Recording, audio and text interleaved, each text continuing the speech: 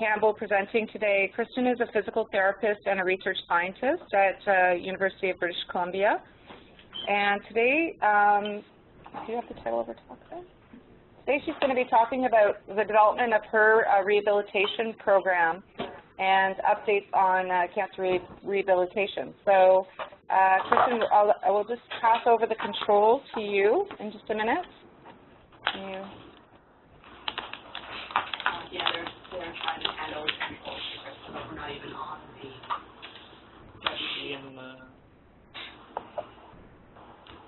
So we're having some technical difficulties on our end, but so I can't see the slides yet, but I can you know what, we can... Oh, okay. I can proceed onwards. I have a copy in front of me, so I'm happy to We'll just say next. We'll move the slides for you next, Kristin. That's fine. Can everybody else see them? Yep. No. Okay, great. All right, so the title of the presentation that I provided was Recent Updates in Cancer Rehabilitation and How the American Cancer Society Prospective Surveillance Model for Breast Cancer Rehabilitation was developed. And that was something that happened in the past year, so I wanted to highlight that for everyone. So next, on to the outline. So today I really hope to talk about really making a case for oncology rehab, followed by really going through the process that the American Cancer Society Prospective Surveillance Model undertook and the final model itself. And then finally move on to the role of exercise specifically within cancer rehabilitation. That's one of my main areas of research and interest, as well as provide some of the current guidelines that are available for exercise for cancer survivors. And then just follow with a summary to sort of talk about some of the main issues I think all of us are grappling with as we try to move this field forward. So next. So making a case for oncology rehabilitation. And I do hope that I haven't given false advertising for this presentation. So certainly today I am talking very much about physical rehabilitation and coming from the perspective of a physical therapist. So I am highlighting primarily physical rehabilitation and physiotherapy research. So next slide. I did steal the definition of rehabilitation from the American Physiotherapy Association, which is remediation of impairments and disabilities and the promotion of mobility, functionability, quality of life, and movement potential. And I certainly do recognize, obviously, cancer rehabilitation needs to be multidisciplinary. It has many components to it. But today, really, as I mentioned, I'm focusing mostly on physical and from a physiotherapy perspective. And I think I'd be happy to discuss that in the larger group at the end of the webinar and how it all can fit together. So next slide. So this is making the case for physical rehabilitation. And certainly, this is not news for anyone involved in this group or this call, but certainly there are a growing number of cancer survivors. As the population ages, cancer certainly is a disease of older adults, and so there are more and more individuals being diagnosed with cancer, as well combined with the improvements in treatment and detection that we do have a lot of individuals surviving past their cancer, and now we're looking at the role of exercise and rehabilitation in cancer survivorship to improve quality of life. And we just got the slides here on our end, so hooray! So now the audience here can see them. Certainly as well, there is very well documented side effects of cancer treatment, and certainly things like physical side effects of fatigue, decreased physical function, muscular strength, and endurance as well. And that is combined with an emerging research evidence for the benefits of exercise and physiotherapy to address some of these common side effects of cancer treatment. But the problem is really it's a persistent lack of access. So we have a group of population that is experiencing side effects. We now have emerging evidence to show that we have potential interventions to deal with those side effects. And yet, moving that research into clinical practice has been slow, and there is a lot of limited access around the country to rehabilitation care for cancer survivors. So next slide. Can I actually, sorry to interrupt, can I just pass you the keyboard and mouse now that you have access? Or do you okay. Sure. Don't know if, can you be my absolutely, I can, but it doesn't look like I have. We know we have control yet. Excuse me. Under what name are you logged in right now? Do you use Lisa? Yes. Okay. Did you start recording? Okay, and everybody else, please remember to keep your mute on so that we don't have feedback, because I can hear a little bit of feedback. Yes, please.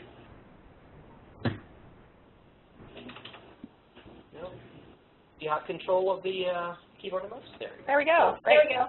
Okay, so I just wanted to highlight this paper that was published in 2001. It was Cancer Rehabilitation in the New Millennium, and it said Cancer Rehabilitation in the Future.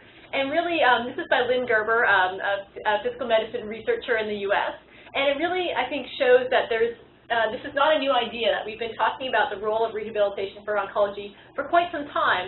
And obviously, at that point, this is very small font, I realize, but she points out the role of rehabilitation across the 5 different sort of time points she identifies in cancer trajectory. You know, that there is a role for rehabilitation at the time of diagnosis and treatment planning, during treatment, following treatment, at times of recurrence and end of life. And so she goes through a lovely, you know, and I just highlighted a few of the different things specific to physiotherapy around, I can't even read that, prescribing and maintaining physical activity during, for edema management, exercise, increased activity during treatment and following treatment. So these are not new ideas, and so it's almost a little bit saddening to me that we're still having the same conversation. And I don't know what the 2012, it's like the next millennium plus 10 years, and we're still having the same conversation. So I think it's worth discussing where to move the field forward. So in terms of the current landscape, this is some research from the U.S. And what it was, and you know, in terms of research methods, we can quibble with it, but basically what these researchers did is they just, for 1 week, they surveyed 254 consecutive community-dwelling outpatients who attended a large cancer center. The patients were given a questionnaire about symptoms and function in the preceding 2 weeks, and then they went back and did a chart audit from the clinician's medical records to see how well those responses by the patients were reflected in the medical charts by the clinicians. And this is the resulting figure for the patient symptoms. So you can see there they have very small font again, but 72% of the patients reported any symptoms, such as bladder function, nausea, feeling weak, pain. And the largest symptom that was reported was fatigue at almost 68%, I believe. On the function side, you can see that there close to 70% of individuals reported some problem with function. And that went from inability for strength for ADLs, needing help with ADLs, difficulty lifting, difficulty walking, and even transfers from bed to chair, out of bed. A significant number of individuals reported these functional issues. Now, with that, when we looked at the medical charts, 6% of these symptom needs, signs, or functions were captured in the medical chart, and of those, only 2 referrals to physical therapy were given. So the conclusion that the authors came is that functional problems are prevalent among outpatients with cancer and are rarely documented by oncology clinicians. And we don't want to be too hard, I think, on our colleagues, but I think it's just that there really isn't a system in place to capture these well in the current sort of clinical paradigm. So the questionnaire was given, but that's not being reflected in what the questions that are probably being asked by the oncology clinicians in terms of how the visits are structured. And so there may be some improvements we can do here in terms of some of the consistent screening questionnaires that might be given to everyone as is being done at some other centers. So what does it look like in Canada? And I do apologize, this graphic comes up in the free clip art when you put Canada, so there we are. What is the system like in Canada? So again, you know, this is just a cross-sectional online survey, but it was done by physiotherapists at the University of Toronto. And what they did is they identified 116 facilities offering cancer treatment and or rehabilitation services during and after cancer treatment. Of those, 62 responded, and only 20 reported that they had oncology rehabilitation programs. This is across Canada. The majority of the groups did suggest that they were not meeting the rehabilitation needs of their clients, despite having programs potentially, and that the main barriers were funding and availability of resources. And I'm sure this is not new to anyone on the call as well, that these are constant issues that we are grappling with. So this was just a survey across Canada to see what resources are available. And I have to thank Dr. Chasen for pointing this our article out. It just came out in Current Oncology, the February edition. The consensus recommendations for cancer rehabilitation, research and education priorities that came out of a consensus building meeting that happened last May which was a multidisciplinary group of individuals coming together to really think about where cancer rehabilitation can go, scopes of practice, what educational priorities are needed. So I think that's definitely a step towards really bringing together the ideas in Canada and how we can move this field forward. And similarly, there's been a series of articles in Physiotherapy Canada dealing with oncology rehabilitation, and this is the accompanying sort of editorial that was published as well about opportunities and challenges for cancer rehabilitation. Again, this is from a very physiotherapy-focused approach, but from this comment, our challenge is to develop and implement evidence-based interventions to assist cancer survivors in their transition from illness to wellness. And more specifically, that research is needed to evaluate preventive interventions, prospective surveillance programs, and commonly used physical therapy interventions such as manual therapy, electrophysical agents like TENS and acupuncture. It is critical for us to establish the efficacy of our interventions to share this evidence with the larger medical community. And so this is where physiotherapists are coming from, is they're really feeling like we need to demonstrate that our interventions are effective and they can be beneficial, as well as really educating the larger community about the role of physical therapy and the role we can play in oncology rehabilitation.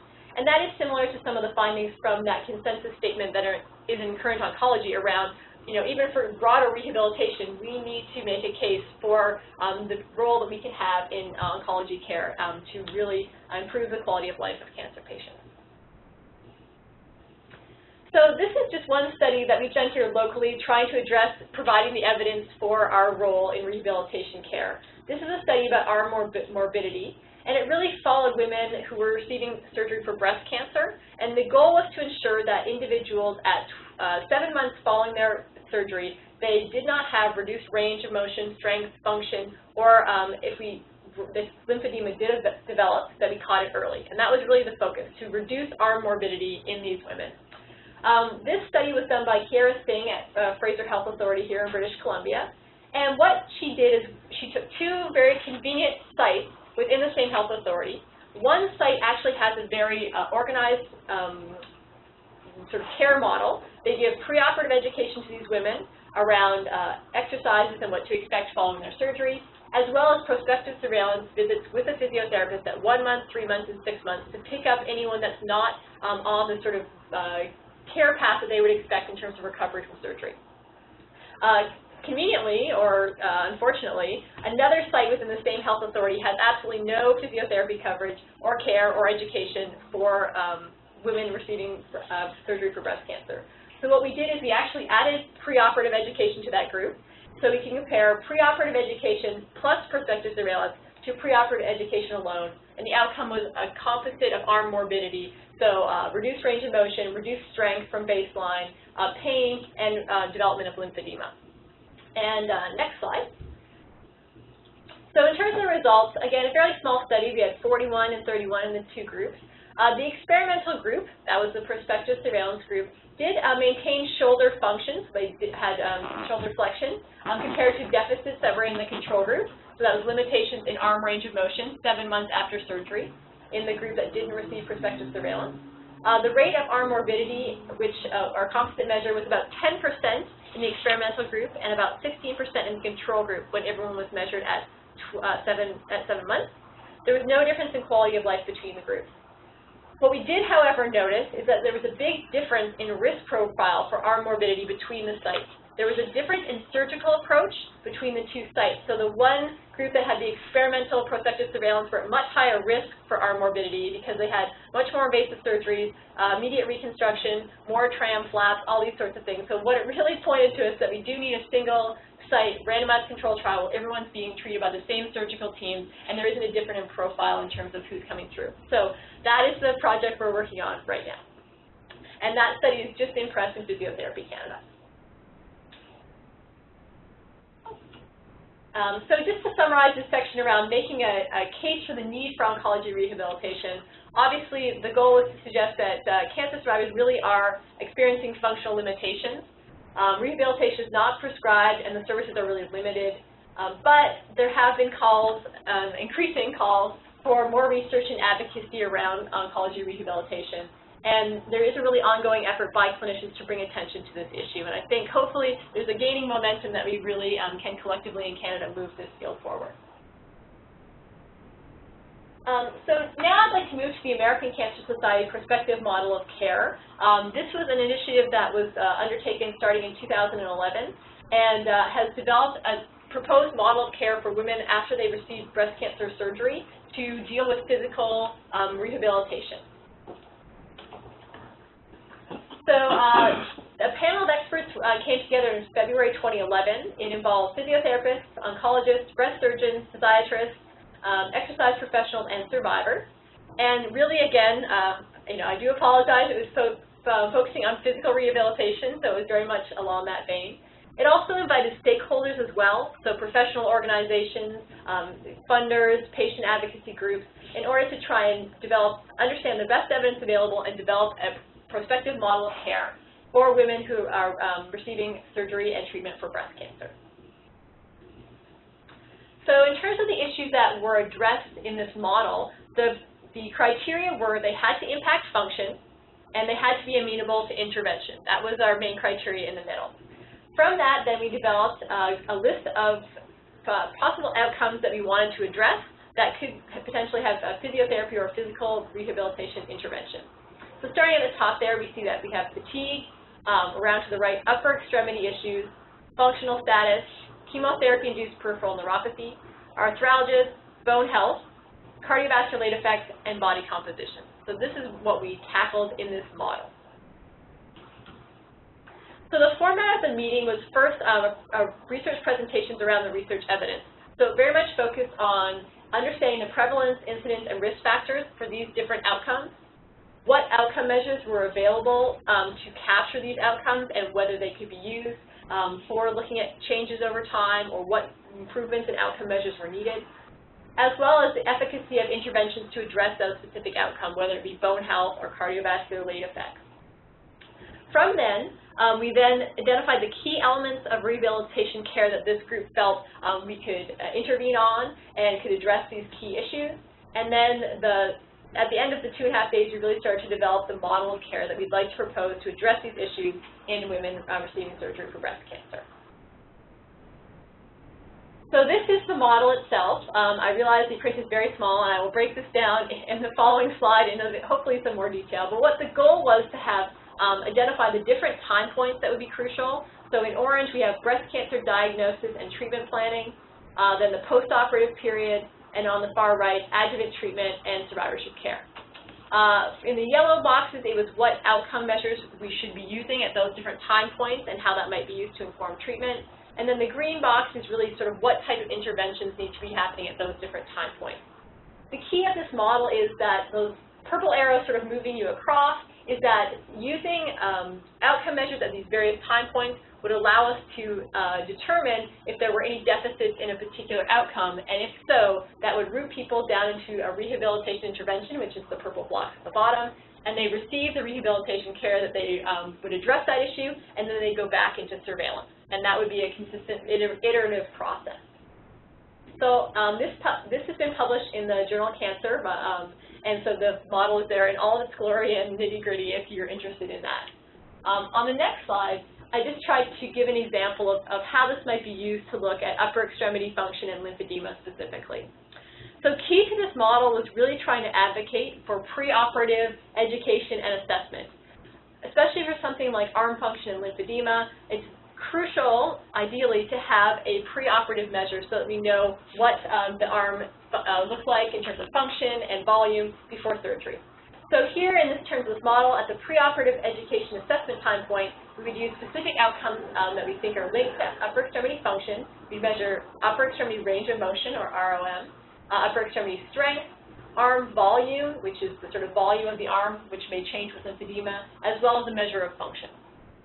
Then at post-operative follow-up, these measurements would be done again, and if people were deviating from the sort of normal sort of healing trajectory, they would be given rehabilitation care, in this case with a physiotherapist, to address range of motion or strength issues. And then they proceed back into surveillance.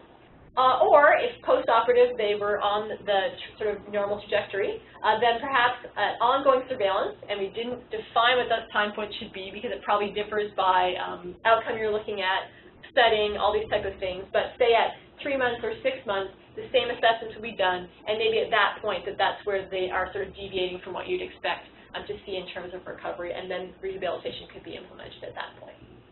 So that's how the model is designed to work.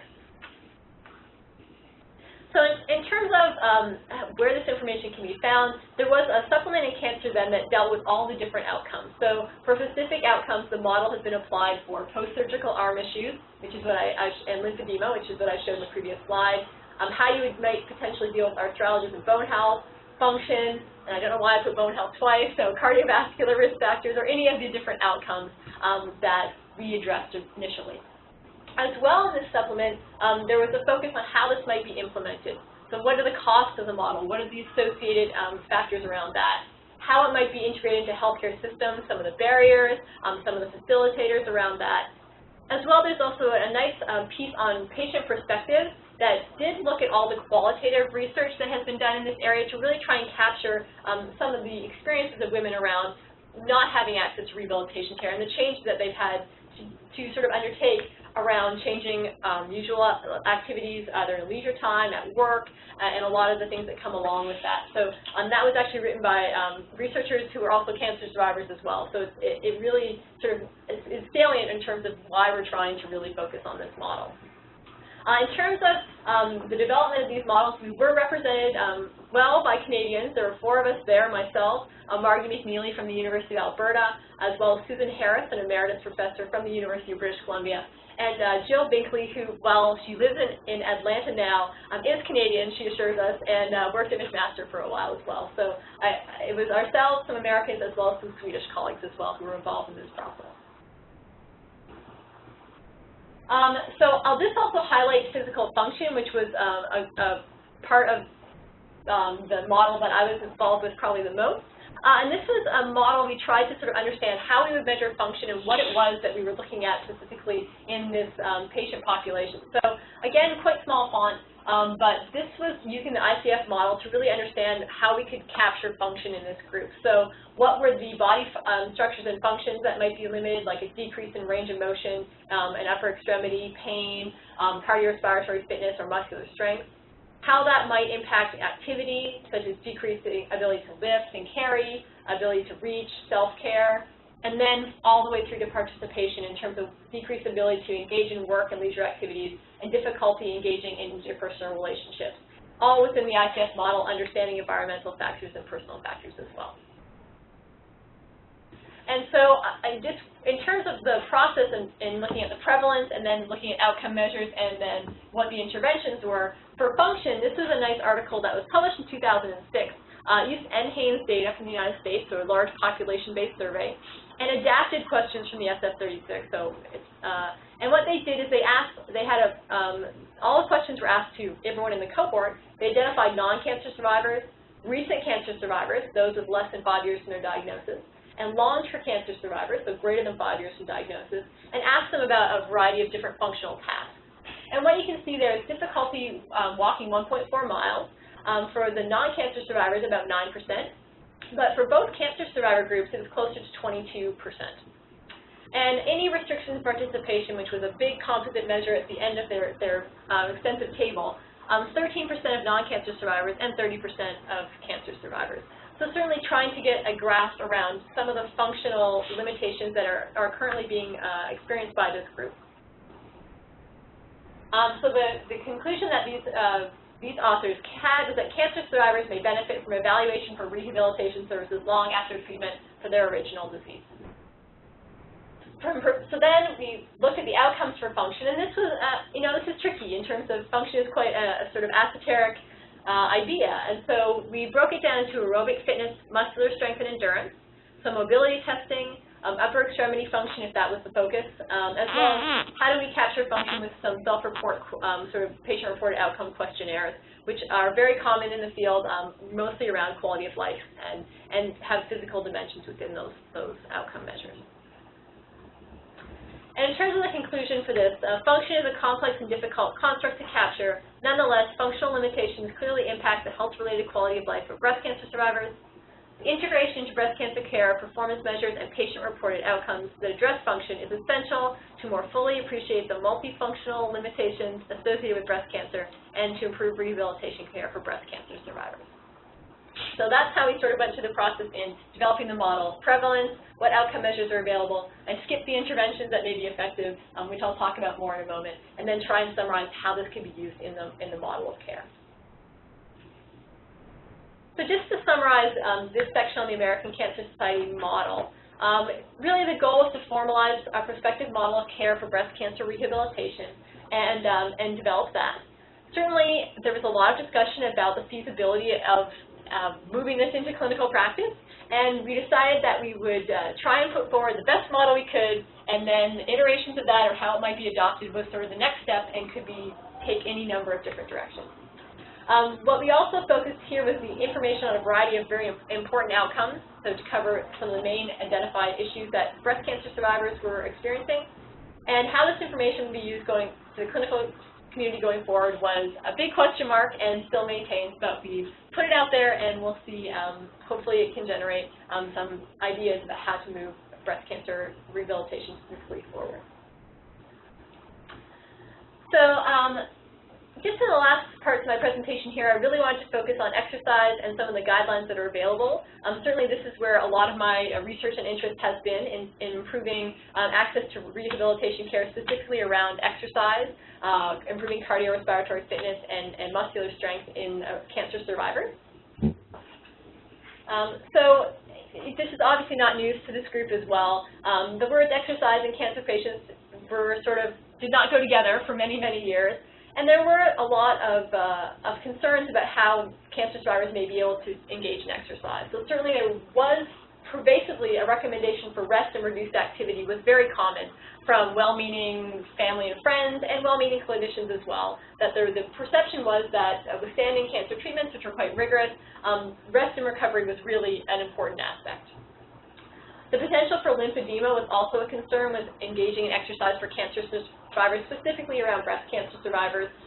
The information around a vigorous upper extremity arm function might increase the risk of lymphedema, and certainly there's been research to counteract that. And certainly there are some key contraindications and precautions to exercise that remain and were a concern as well: anemia, neutropenia, and metastatic disease. So this is kind of the landscape. But on the flip side, there was increasing interest about the possible benefits of exercise from survivors themselves and advocacy groups, and I feel like that population really moved the agenda forward much more so than I think the researchers who are trying to catch up. As well, there has been a shift towards survivorship from clinicians as well to really recognize that this is an important aspect of care. And so I think, previously, these two words did not go together, and I think there's been accumulating evidence to suggest that exercise can play a beneficial role. So these are just some recent systematic reviews and meta-analyses, and certainly this is not comprehensive, but I just wanted to highlight a few of the recent ones, specifically Speck et al., that looked at the role of exercise in all different cancer types, and looked at before and during treatment and a host of outcomes. So whether exercise can improve sleep in cancer survivors or muscular strength has been documented in this systematic review. There also was a recent Cochrane systematic database looking at cancer-related fatigue and the role of exercise in that, as well as the group in Australia, Galveo, who's done a lot of work in prostate cancer, recently published a review in some other cancer types as well, the role of exercise in that and those different groups as well. And I just want to highlight a review that is a bit dated now. I did it in 2006 with my colleague Margie McNeely at the University of Alberta. But it was really the first meta-analysis to look at one cancer site alone, as well as only use randomized control trials of exercise, and really focus on what the effect might be during treatment and following treatment. So what we did is we looked at all the randomized control trials of exercise that had been done in breast cancer survivors. And what we looked at, key outcomes for quality of life, aerobic fitness, weight and body mass index, physical function, and fatigue. And we looked at what the evidence suggested for a benefit of exercise in this population for those. What we did see is that the plus is a benefit. The minus really shouldn't be a minus. It's more like no benefit. And so for quality of life, when we looked at the studies that were done during treatment compared to those that were doing following treatment, there wasn't a clear benefit. When we pooled and did a meta-analysis of this information, there wasn't a huge benefit in quality of life of exercise interventions that were done during treatment. But there was a stronger benefit for those that were done following treatment. And this was similar for physical function as well as fatigue.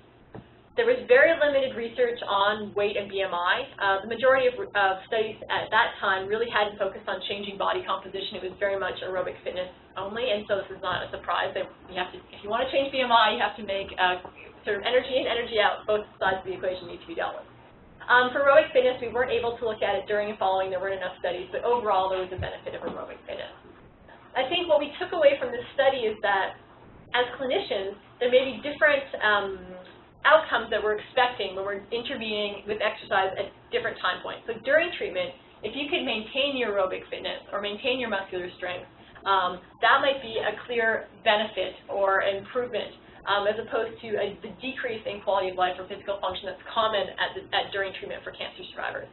Whereas following treatment, that may be the time point when you're intervening, you may see the benefits that you're used to seeing with your exercise prescription, that you may see the clear benefits and improvements that you expect to see.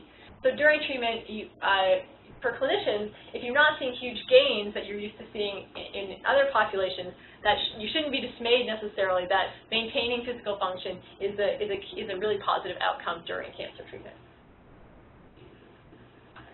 Along these lines, we were hoping that we followed up this review with one that really looked at how well the studies of exercise in breast cancer survivors have paid attention to training principles. And I do apologize that this is very much exercise science, but I think the important point that we really wanted to bring up is that there may be room for improvement here as well. So what we did is we looked at the randomized control trials of exercise in breast cancer survivors to date using exercise prescription principles, namely the FITT principle, which many people may be familiar with, of how to prescribe exercise. So frequency, intensity, type, and time. We also looked at very traditional training principles around looking at exercise, so specificity, so how well does the program line up with the outcome you're trying to change. Progression, so there's always physiological change in the system. If you don't continue to change that, there may not be a progression of change in physiology. Overload, you have to add more than what you're already doing if you want to see changes. Initial values need to be taken into account if you're trying to tailor exercise appropriately. And the last two are around, if you take exercise away, do you see a decrease in the response that you would expect to see with that? So the next slide shows what we found for frequency, intensity, type, and time. And the reason we focused on this is that if you wanted to replicate what has been done in the research, this is the type of information you need. So the majority of studies did report the full FITT prescription that they gave. One study didn't really have any information on frequency, and I must admit that one was just suggesting people accumulate 150 minutes in a week, so they weren't really using frequency as their prescription. The 6 of the studies did not give any information around intensity. They just told people to go out and do something. And then some did not have a time associated. Again, it was just sort of a prescription and they didn't really give that information. So we weren't trying to pick on the field. We're just suggesting that if we want to move this into clinical practice, it's very difficult to replicate if you don't have the information about what the prescription was trying to look at. And then as well as the training principles, they got a plus if they did use that training principle, which is indicated in blue. They got a red sort of question mark if they mentioned the training principle but didn't really give much specific around how they actually used that. And then they got not reported, which is in green, if they didn't use that, appear to use that training principle in any way. They didn't mention it.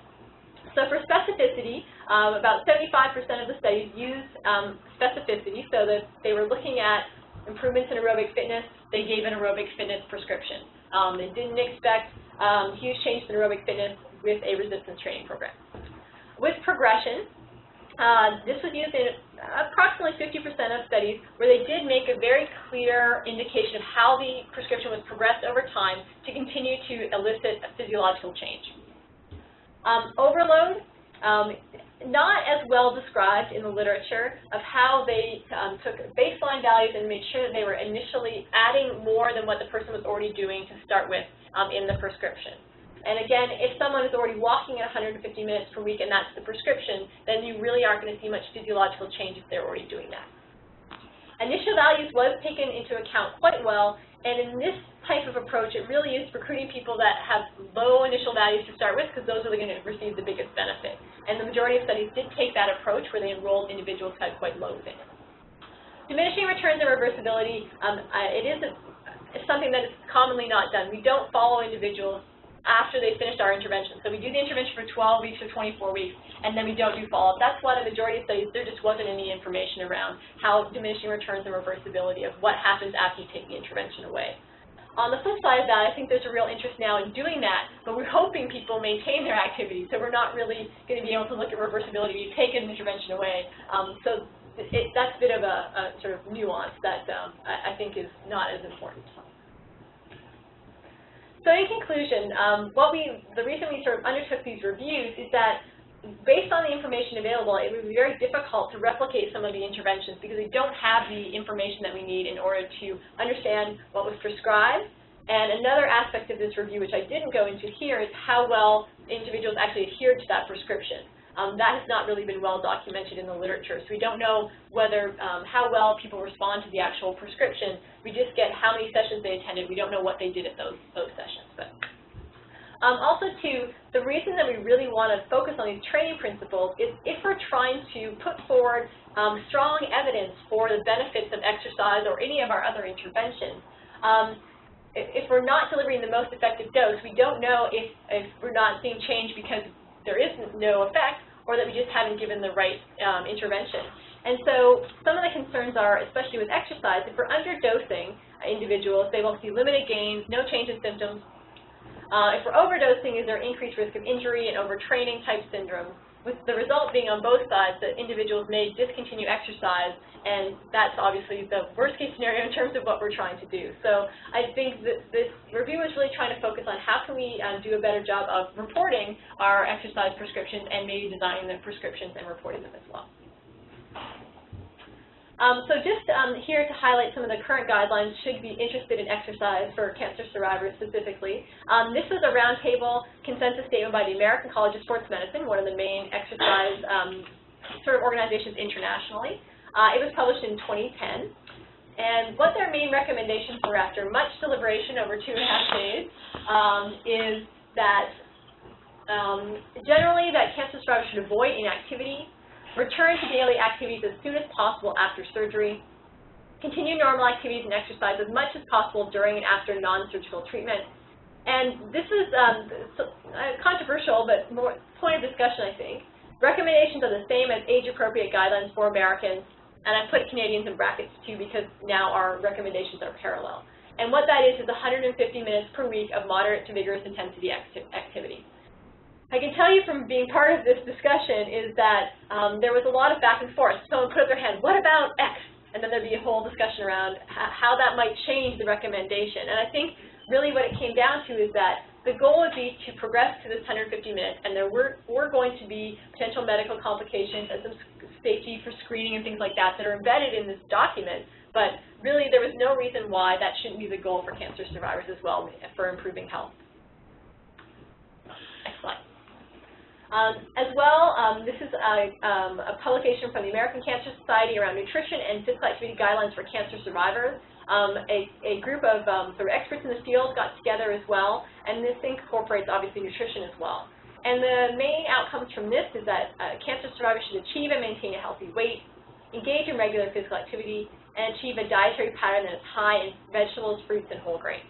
And this is I find it a user-friendly resource. I obviously read this stuff every day, so maybe I'm completely wrong, but I think it is a really nice compendium if you are just interested in looking at health behaviors in cancer survivors to get what information is available and just have some understanding around especially some of the dietary questions, which obviously we field to our registered dietitian colleagues, but it is good to understand what some of the questions are from our patients as well.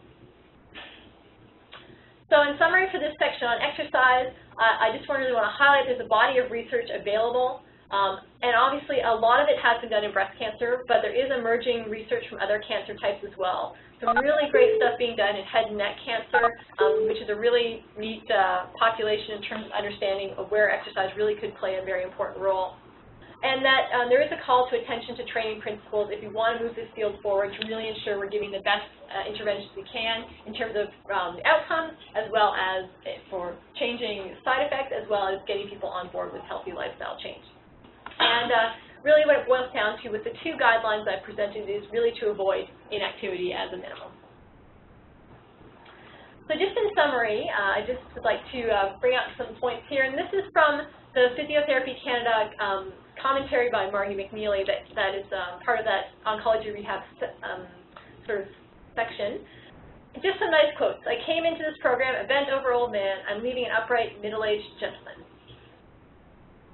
And this is from a spouse of a cancer survivor. What you have done for my husband's mind and soul by assisting him getting back physically cannot be measured or graded, and for that I'm very grateful. And I think as clinicians and researchers in this field, this is what we see every day when we're interacting with individuals. And yet, it's frustrating that we can't move what we're doing beyond our research studies to ensure that everyone has these benefits, because, just from clinically working in this field, you can see the miraculous changes and improvements that you can have, and it's unfortunate that not everyone has access to that. So in terms of how do we move this field forward, I think the nice publication in Current Oncology also deals with this. Research evidence demonstrates benefit. Majority of research has been done in women with breast cancer, so certainly there is a lot of research that needs to be done in other cancer groups. What evidence is needed to change current clinical practice? And this is a discussion that I'm sure many on this call have had. How do we move it forward? Do we need to show efficacy? Do we need to show effectiveness? Is it economic analyses? What is it that we can do to move this field forward? And I don't know that there's a right and wrong answer. I think it's probably going to take a multi-pronged approach, but obviously as rehab clinicians, I feel like sometimes we don't have a broader understanding of how we could change clinical practice. And I think limited access maintains is,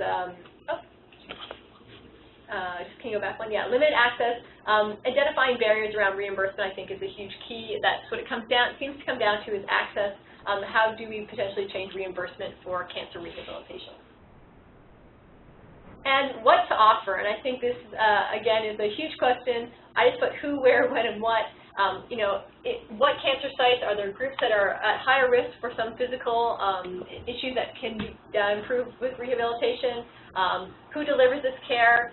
Certainly this is a discussion where rehabilitation professionals, I'm told, are expensive. I don't think we're that expensive, but we're expensive in terms of the care we deliver.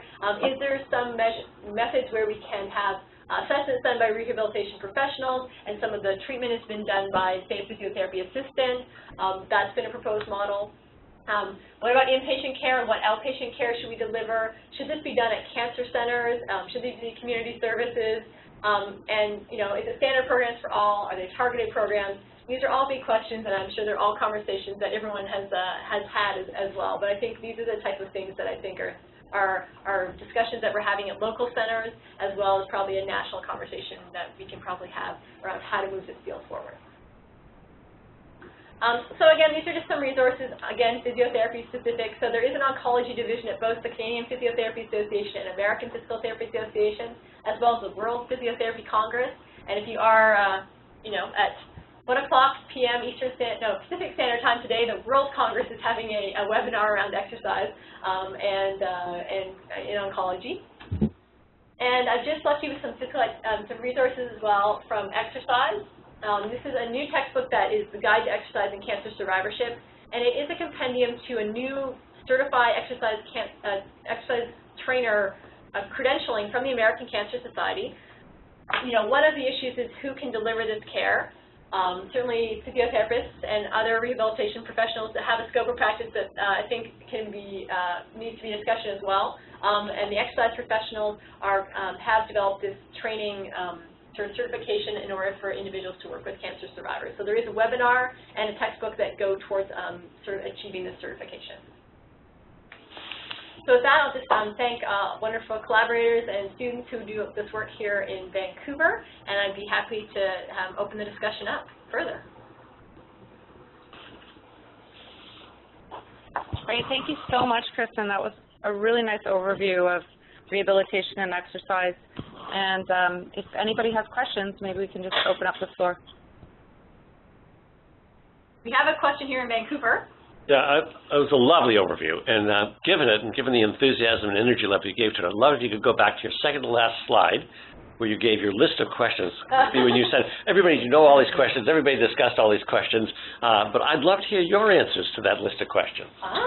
Well, you know, I don't know if there's the right answer. I think that's where the Prospective model was one attempt at making an idea around, we know that, say, breast cancer survivors have these specific potential outcomes and side effects. How do we capture that and then figure out who we can address that to? Because I don't think everyone is going to have problems necessarily. I think there is always recovery, but there is some recovery that's just a natural process. And so I think our idea of trying to target treatment gets at some of those things of getting those at highest risk, not over, I think trying to be economical by giving interventions to people who potentially might be at higher risk or greater need. That's how we've I think you've just restated your overview. I don't think you've really borrowed. And I mean, as long as you stay at the overview level, we may not make great progress. I would love to see your personal. And what cancer sites do you think that we have the greatest promise of getting exercise intervention to? Who do you feel can deliver the care most effectively to get the change? You've given us a really good summary of the higher level problems. Right. But I really would profit if you were willing to dig in and just give us, it's a personal opinion. I understand that. You're not speaking on behalf of all cancer survivors. Yeah, I think the research, you have some way you could go by what research is available. So certainly for breast cancer survivors, we know a lot more about what the side effects are and what interventions might be effective. That being said, there's probably different cancer groups that experience more morbidity. So I think head and neck cancer is an interesting area for really moving this field forward. They have a lot of issues around shoulder dysfunction as well as full body sort of cachexia and how exercise and nutrition can work really well, because this is quite a debilitating issue. And then some of the hematological cancers I think is also a very interesting area, but there is a lot of differences in terms of the length of treatment and some of the side effects they're experiencing. And so there's probably going to be different models that are needed. And I think supervised activity for some of the higher risk groups is really where I'd like to see things go. But then there's always pushback about access, rural and remote don't have access to that. How do we scale our interventions for different access? Thank you. Yeah, you're welcome. And certainly whether you see cancer center or community center is something I would really be interested in discussing, because certainly the focus of the cancer centers in general is really care in terms of delivery of curative treatments. And so I don't know if that's the right place for this to be embedded, or maybe it should be that they need to expand to survivorship care as well. And I think that's a real question. Any other questions? Actually, I have one, Catherine Sabiston from Toronto. Thanks for your talk, Kristin. My question is more around your focus on exercise, and I just wanted your perspective on the discussions that we've had around kinesiologists becoming exercise trainers and the role that physiotherapy versus kinesiologists or exercise trainers would play in the rehab process that you're discussing. Yeah, that's a really good question, and I think this is going to be, obviously, as you're seeing in Ontario, an emerging issue.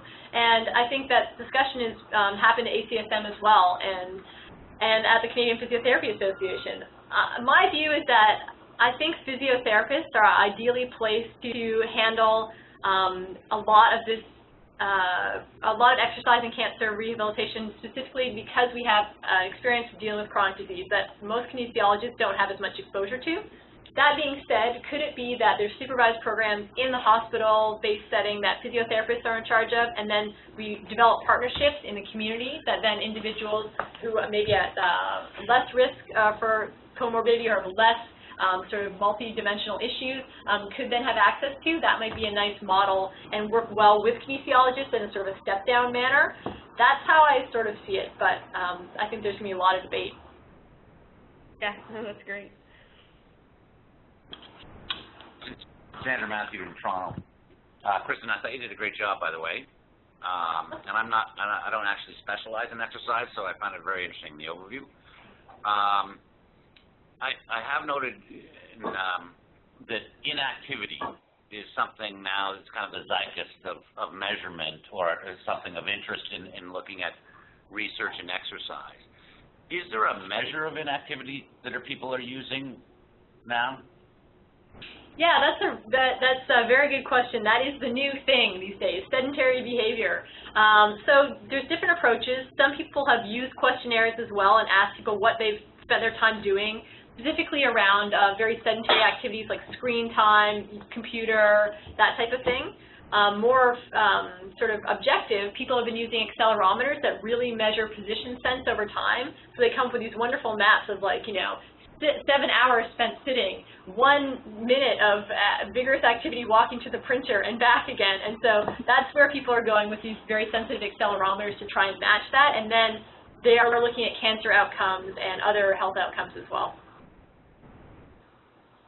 Just along those lines, and I think something that we all struggle with is, when I take a look at belief about standard general program versus targeted program, I always think about it in terms of standard general program, regardless of whether you suffer from cancer or we're a hospital. Just in the general community, it's hard to get everybody exercising and hard to monitor that and all of that. So I often think, if good life fitness can't get people to exercise, then I struggle with how a cancer hospital can necessarily get people to exercise. And that's why I kind of think focusing on a targeted program might be more beneficial, meaning that there are and it does seem to be that you've done this similar work in arm movement, for instance, in breast. And I think it might be a better selling point if we can target programs specific to issues faced by specific cancer site groups.